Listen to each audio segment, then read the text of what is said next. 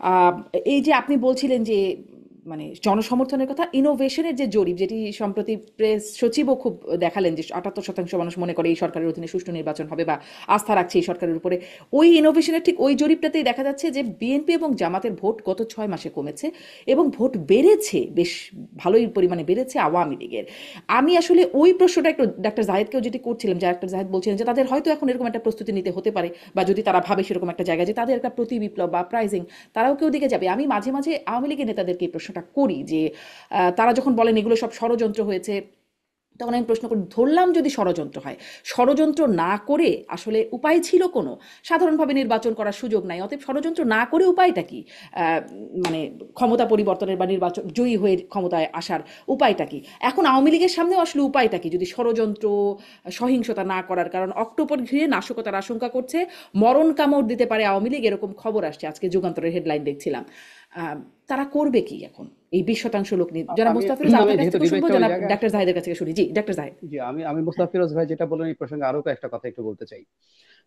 মানে আবারও, মানে উইকিপিডিয়া যে কেউ খুঁজলেই পাবেন যে বিভিন্ন সময় ইউরোপের মাটিতে, আমেরিকার মাটিতে কতগুলো রাজনৈতিক দল ব্যান্ড হয়েছে। আবারও বলছি, শুধু সেই দ্বিতীয় বিশ্বযুদ্ধোত্তর সময়ে নাৎসি পার্টি বা ফ্যাসিস্ট পার্টি ব্যানিং এর কথা বলছি না, রিসেন্ট সময়। আমি আবারও বলছি যে কেউ can find it out, FD band হতে পারে, অল্টারনেটিভ ফর জার্মানি, বাংলা মানে ইংরেজিতে এটা ট্রান্সলেশন।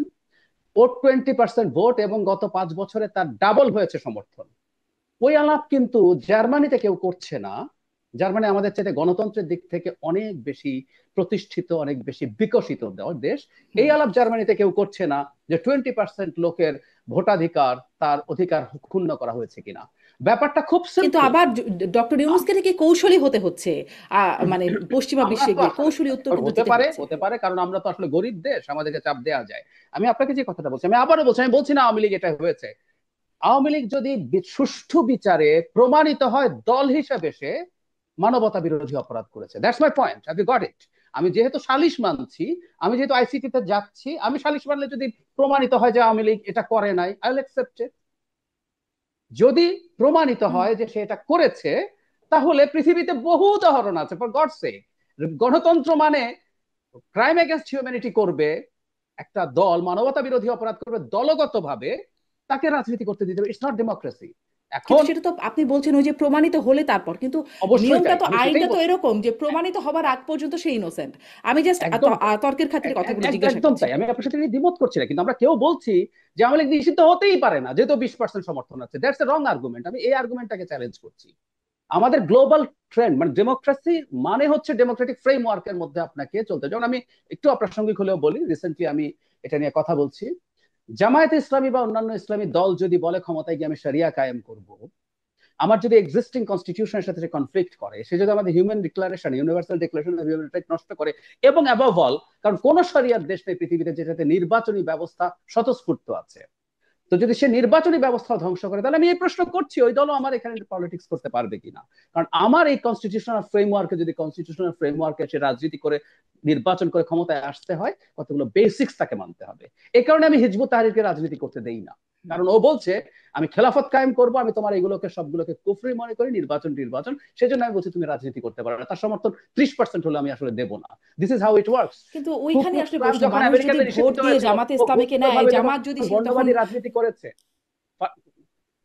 আমেরিকাতে যখন বর্ণবাদী ঘোষণা ভাবে কে কে কে রাজনীতি করতে গেছে, আমরা এই প্রশ্ন কেউ করে নাই যে ওর যদি সমর্থন ও জনগণের সাথে কানেক্ট করে করতে পারে, তাহলে ওকে রাজনীতি করতে দেয়া হোক, ও নির্বাচন করুক। না, দেয়া হয় নাই।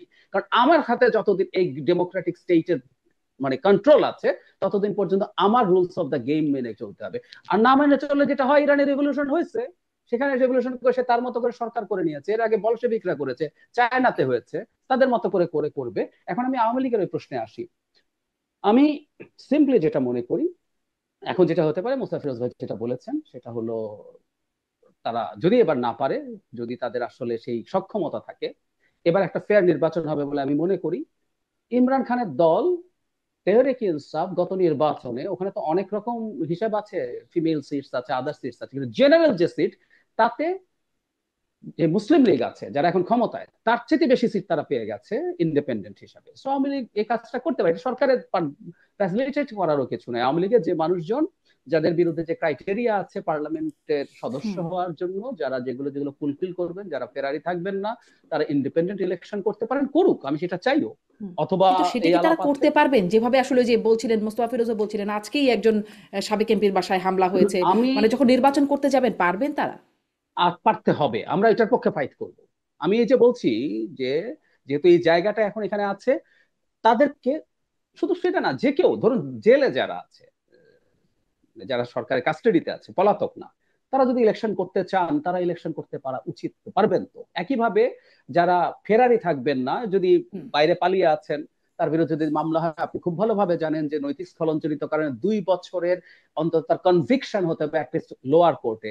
সেই প্রসেসের আগ পর্যন্ত তিনি নির্বাচন করতে পারেন, এবং সেই রাইট সরকারকে, এবং নির্বাচন করতে গেলে তাদের স্মুথলি যাতে তারা নির্বাচন করতে পারে সেই রাইট অবশ্যই এনশিওর করতে হবে। আমরা একটা কথা রিপিটেডলি বলছি, যে কিছুদিন আগে সাবেক রেল মন্ত্রী ছিলেন মিস্টার হুমায়ুন, তার হাতে যে হাত কড়া পড়ানো, আমরা কি বলতে চেয়েছি? হতেই পারে উনি বড় ক্রিমিনাল, হতেই পারে উনি আওয়ামী লীগের বিরাট দুর্নীতিবাজ, হতেই পারে আওয়ামী লীগের মন্ত্রী ছিলেন, খুব ভালো ছিলেন বলে আমি অনেস্টলি বলি, আমি মনে করি না, উনি চলে গেছেন দুনিয়া থেকে। কিন্তু তার উপরে যে ন্যায় বিচার আমরা চাইবো, আমরা ওনার জন্য ন্যায় বিচার চাইছি। একটা এরকম মুমূর্ষ রোগীকে ঠিক মতো চিকিৎসা না দেওয়ার অভিযোগ আছে, তার হাতে হাত কড়া পরিয়ে রাখার অভিযোগ, এমনকি ওনার ডেড বডির হাত কড়া ছিল। তো আমরা এগুলো নিয়ে আমরা প্রতিবাদ করবো। ঠিক একইভাবে আওয়ামী লীগের যে মানুষজন ইলেকশনে পার্টিসিপেট করতে চায়, তার রাইট নিশ্চিত করতে হবেই, এটা নিয়ে কোনো এদিক সেদিক হতে পারবে না। সেটা যদি না হয়, তাহলে এই সরকার মারাত্মক অপরাধ করবে। এবং এই মানে এই সরকারের অন্যায় করলে হয়তো আগের সরকারের অন্যায় এভাবেই জাস্টিফাইড হয়ে যাবে, যে সবাই তো আসলে অন্যায় করে। এটি একদম। আসলে এই যে নিশ্চয়ই যখন খুবই আওয়ামী লীগের দুঃখজনক। লোকজনের বিরুদ্ধে হরে দরে খুনের মামলা দিচ্ছে, এগুলো করে তো আগের মতো পরিস্থিতি তৈরি করা হলো। 300 জনের নাম, এর মধ্যে সবাই খুনের মামলায় আছে, বিরাট বিরাট ক্রিমিনাল আছে, ধরেন সে দুর্নীতি করেছে, টাকা পাচার করেছে, আমরা তাকে সেই মামলা দিয়েই অনেক শাস্তি দিতে পারতাম। ধরে ধরে সবার নামে করছে, এগুলো তো আওয়ামী লীগের একই প্রবণতা, এবং এটা দিয়ে এগুলোই হয়তো মানে ওই যে ইনোভেশনের জরিপে যেটা হচ্ছে, যে আওয়ামী লীগ যদি থাকে তাহলে আওয়ামী লীগের ভোট বাড়ার কারণ হিসেবে কাজ করতে পারে, না জানি না। না, আমি আমি আবার একটু সেটা মনে করি না। আমি ভোট বাড়ার কারণ আমার একটা ডিফারেন্ট ব্যাখ্যা আছে। আমি ধারণা করি এটা, আমাদের প্রথম কথা হচ্ছে, আমাদের এই অঞ্চলের জরিপকে আমি খুব একটা পাত্তা দিই না। পাত্তা কেন দিই না? প্রসিডিউরাল প্রবলেম না, ইনোভেশন বা এই যে যারা যারা এটার সাথে ছিল, ভয়েস অফ রিফর্ম বা ব্রেইন, এগুলোর সম্পর্কে আমি খুব ভালো মতো জানি, তারা খুবই প্রফেশনালস। কিন্তু আমি সবাইকে বলবো, দর্শকদেরকেও আহ্বান জানাবো, যে ভারতে গত বছর যে নির্বাচন হলো 24-এ, সেই নির্বাচনের আগে ভারতের যে পোল গুলো হয়েছে, জরিপ গুলো হয়েছে, এমনকি এক্সিট পোল গুলো তো অনেক বেশি সঠিক হওয়ার কথা বলা হয়। কংগ্রেস নেতৃত্বাধীন যে ইন্ডিয়া জোট, যারা 264 সিটস পেল, তার কাছাকাছিও প্রেডিক্ট কেউ করে 200-র নিচে বিজেপি আগের মতোই জিতে যাচ্ছে, এসব ছিল। সো প্রথম কথা হচ্ছে, আমি খুব এটা করি না একটা কারণে, প্রসেস না, আমার ধারণা এটা, আমাদের এই অঞ্চলের মানুষজন জরিপেও খুব সঠিক তথ্য দেয় না, মন খুলে সঠিক কথা বলেন না। আওয়ামী লীগের ক্ষেত্রে যে 4% বাড়লো, এটার আমার একটা ব্যাখ্যা হচ্ছে এরকম, যখন প্রথমবার 4 মাস বা 3 মাস আগে জরিপ হয়েছিল, তাদের অনেকে যারা আওয়ামী লীগ করেন, তারা হয়তো সংকোচে অনেকে বলেননি। কারণ আমি আওয়ামী লীগের পার্সেন্ট মানে সমর্থন বাড়ার কারণ দেখেন, এই 4% নতুন, তারা আওয়ামী লীগে ছিলেন আগে, হয়তো এটা প্রকাশ করেননি, এখন প্রকাশ করেছেন, এটা আমার ধারণা। জি, এখন প্রকাশ করলেন কেন? সেটাও তো নিশ্চয়ই পরিস্থিতি দেখেই প্রকাশ করার হ্যাঁ, একটা অবস্থা পরিস্থিতি তৈরি দেখে হয়েছে। এখন এখন যাই তারা হোক, একটু সেই সাহস আলোচনায় পাচ্ছে। এখন না যাই, একটু এদিকেও আসি জনাব মোস্তফা ফিরোজ, যে আরো একটি বক্তব্য ডক্টর মোহাম্মদ ইউনূসের, যে এটাও শোনা যায় যে তাকে 5 বছর, 50 বছর বা আজীবনও মানুষ চাইছে। এর সাথে মিলিয়ে একটু প্রশ্ন করতে চাই, মির্জা ফখরুল ইসলাম আলমগীর নিউ ইয়র্কে তিনি যে বক্তব্য বললেন, যে তিনি শহীদ জিয়ার প্রতিচ্ছবি দেখতে পাচ্ছেন ডক্টর ইউনূসের মধ্যে। ডক্টর ইউনূস যেভাবে কাজ করছেন বা করতে চান, দূরদৃষ্টি সম্পন্ন, শহীদ জিয়াও মানে সেরকম তিনি আসলে প্রতিচ্ছবি বা সেরকমই একটা বিষয় দেখতে পাচ্ছেন, যেন শহীদ জিয়ার কথাই শুনতে পাচ্ছেন এরকম।